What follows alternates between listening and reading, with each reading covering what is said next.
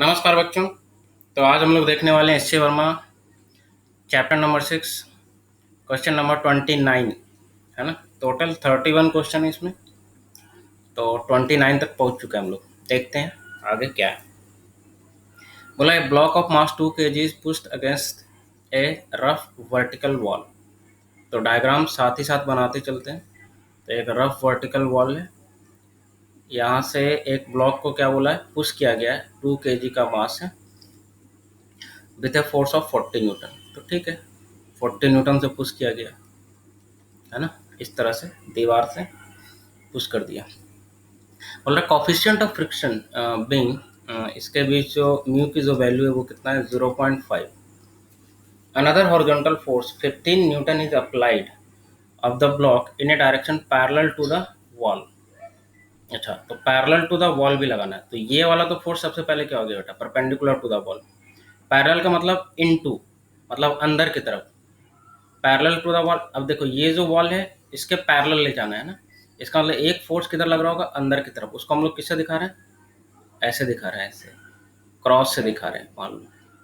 या तो आप डॉट से भी दिखा सकते हो या क्रॉस से। क्रॉस का मतलब अंदर की तरफ एक फोर्स लग रहा है ना। तो ये वाला जो फोर्स की वैल्यू है वो कितना है, तो answer is 15 newton. Another horizontal force 15 newton is applied on the block in a direction parallel to the wall. Will the block move. अब आपको पता करना है कि क्या ब्लॉक मूव करेगा या नहीं करेगा। अगर करेगा तो कौन सी डायरेक्शन में मूव करेगा। ठीक है, चलिए ये तो इसका दे दिया था, साइड व्यू हो गया। इसको हम लोग फ्रंट व्यू इस तरह से भी ड्रॉ कर सकते हैं। देखो ये हो गया दीवार, है ना। अब ये पूरा दीवार हो गया सामने वाला, ठीक है। ये ब्लॉक का फ्रंट व्यू हो गया। अब ये 40 न्यूटन कैसे दिखाएंगे, ऐसे दिखाएंगे क्रॉस से, 40 न्यूटन अंदर की तरफ। तो ये हो गया 40 न्यूटन, ठीक है। मतलब दोनों साइड से आपको दिखाने आना चाहिए।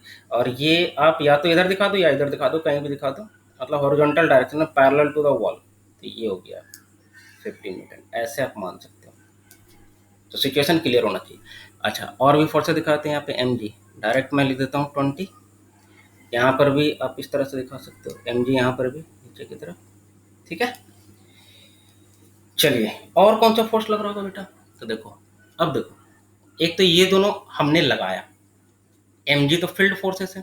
तो आपको हमेशा बोला है कि जब भी फोर्स फ्री बॉडी फोर्सेस का डायग्राम दिखाना है तो सबसे पहले तो एक फील्ड फोर्सेस दिखा दो एम जी, और इसका चारों तरफ घूम लो।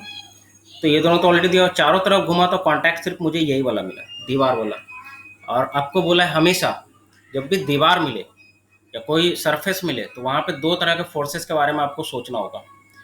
अगर सरफेस रफ है तो एक तो परपेंडिकुलर टू द सरफेस और एक पैरेलल टू द सरफेस, ये आपको ध्यान रखना है। तो यहाँ पे एक फ्रिक्शन लग रहा होगा। फ्रिक्शन किधर लग रहा होगा, तो एक तो परपेंडिकुलर टू द सरफेस, मतलब किधर, इधर जस्ट, मतलब यहाँ पे अगर बात किया जाए तो लेफ्ट साइड, ठीक है।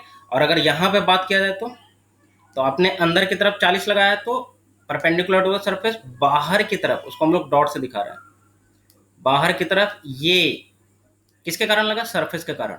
ये होगा कॉन्टैक्ट फोर्स, नॉर्मल रिएक्शन, ठीक है, एन। और अगर यहाँ पे आप दिखाओगे तो यहाँ पे ऐसे दिखाओगे एन, इस तरह से, ये हो गया, ठीक है।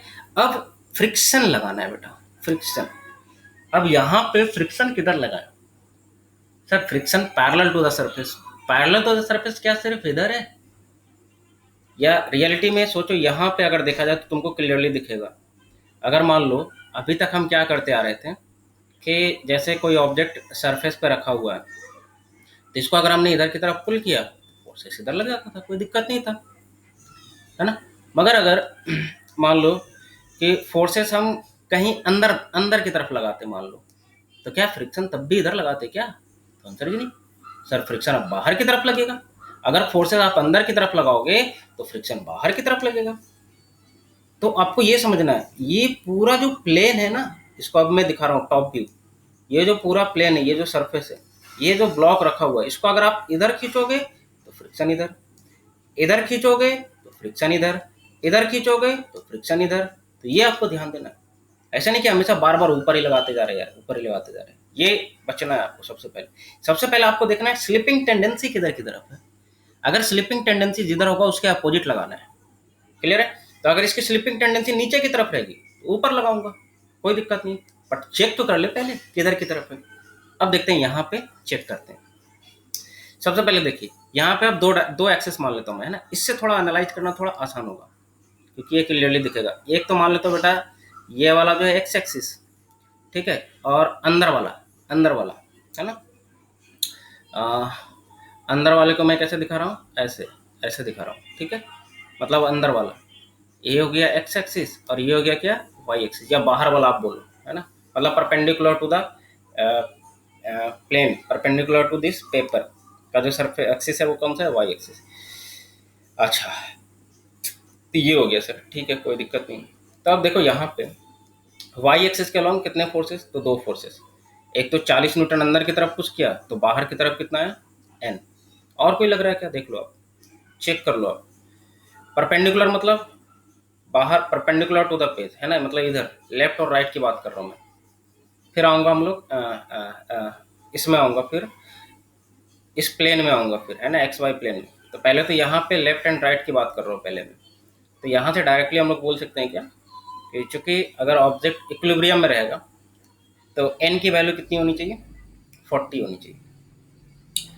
इक्विलिब्रियम में तो है ना। और ऑब्वियसली ये तो अगर देखा जाए यहाँ पे ब्लॉक को, तो ब्लॉक स्लाइड कर भी सकता है तो ऊपर नीचे, बट इधर अगर देखा जाए लेफ्ट एंड राइट की अगर मैं बात करूँ तो ये तो इक्विलिब्रियम में ही है। इस पिक्चर में लेफ्ट एंड राइट, एंड इस पिक्चर में क्या है, टॉप एंड बॉटम, मतलब into the page and up to the paper, है ना।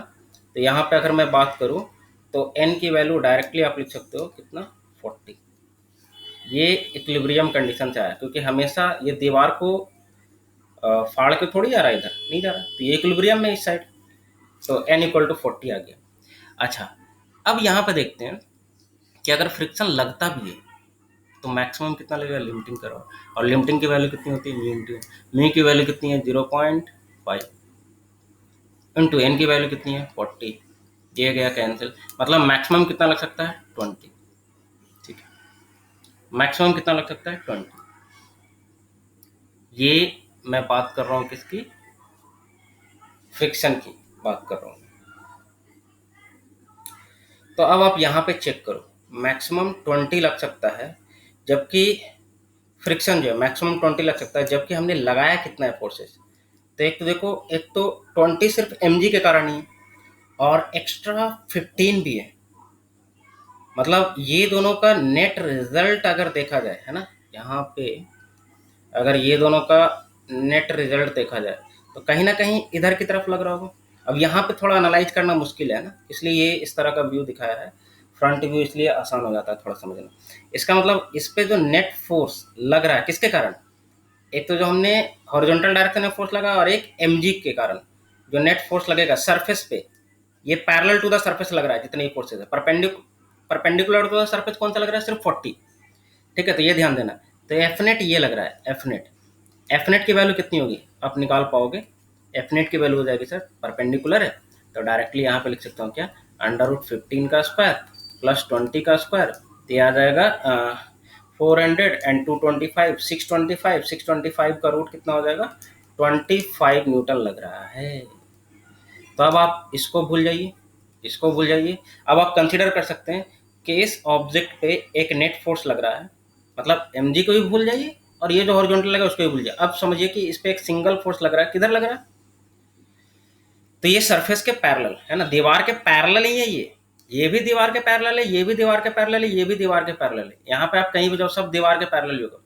तो ये पैरेलल अगर इधर की तरफ लगा रहे हो तो अब बताओ ऑब्जेक्ट की स्लिपिंग टेंडेंसी इधर की तरफ है तो फ्रिक्शन किधर लगेगा, जस्ट अपोजिट, तो फ्रिक्शन जस्ट अपोजिट लगना चाहिए। अच्छा ये लग रहा है 25, जबकि मैक्सिमम रोक सकता है कितना से, अभी निकाला फ्रिक्शन की लिमिटिंग वैल्यू मैक्सिमम 20 से, तो अगर मैक्सिमम भी लग जाए तो ये ऑब्जेक्ट को रोक नहीं पाएगा, तो इसका मतलब फ्रिक्शन कौन सा लगेगा, काइनेटिक। तो काइनेटिक और लिमिटिंग कुछ भी म्यू की वैल्यू अगर मेंशन नहीं किया तो दोनों की वैल्यू क्या लेंगे, सेम। इसका मतलब अब काइनेटिक लगेगा, मतलब ऑब्जेक्ट स्लाइड तो करेगा, स्लाइड किधर करेगा, इधर की तरफ, ठीक है। तो स्लाइड तो करेगा, एक्सेलरेशन वगैरह भी आप निकाल सकते हो कितना से स्लाइड करेगा, है ना। एक्सेलरेशन वगैरह निकालना तो नेट फोर्स आप निकालते 25 - 20 डिवाइड बाई टोटल मास करते, इस तरह से निकालते। खैर यहाँ पे पूछा नहीं है, बोला है कि क्या ये मूव करेगा तो आंसर इज यस। किस डायरेक्शन में मूव करेगा तो डायरेक्शन निकाल लो। तो डायरेक्शन निकाल लेता हूँ मैं, यहीं से डायरेक्शन निकल जाएगा, है ना। ये देख लो आप, ये हो गया 20, ये हो गया 15। टेंडेंसी स्लिप करने की इधर की तरफ स्लिप कर रहा है, तो हॉरिजॉन्टल से अगर थीटा निकालना है तो ये थीटा निकाल लो, ये 20 तो ये भी 20, तो फार्मूला लगा लो tan theta. tan theta equal to कितना हो जाएगा, परपेंडिकुलर, थीटा के सामने perpendicular upon 15, that is equal to 4/3। और 4/3 का मतलब tan इनवर्स 4/3 भी लिख सकते हो, या tan में 4/3 कब होता है, तो 53 डिग्री। तो आंसर कितना आ जाएगा, 53 डिग्री, या tan इनवर्स 4/3। और ये पूछ रहा था इन विच डायरेक्शन, ठीक है, नो वाला तो होगा ही नहीं।